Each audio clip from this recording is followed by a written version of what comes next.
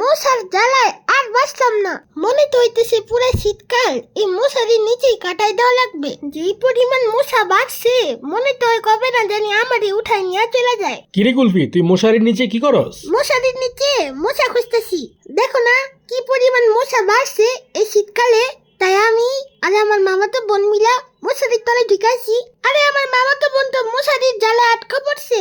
একটা সিংহলে জাল থেকে বাঁচাইতে ইঁদুর আসছিল, একটা বিড়াল দেখি জাল থেকে বাঁচাইতে বাদুর আসবে।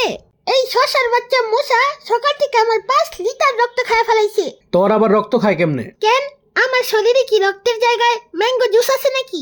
আরে আমি ওইটা বলতেছি না, আমি বলতেছি তোর শরীরে তো অনেক লোম। কেন, তোমার শরীরে লোম নাই? তোমার শরীরের লোম দেখা তো লাগে তুমি একটা হনুমান। তাহলে তোমার কামড়ায় কেন এবার বলো? আচ্ছা আমার ভুল হয়েছে, চুপ থাক। আমার একটু কথা সহ্য করতে পারো না? আর মশা যে আমার কানের সামনে করে ওইটা তুমি সারাক্ষণ সহ্য করি।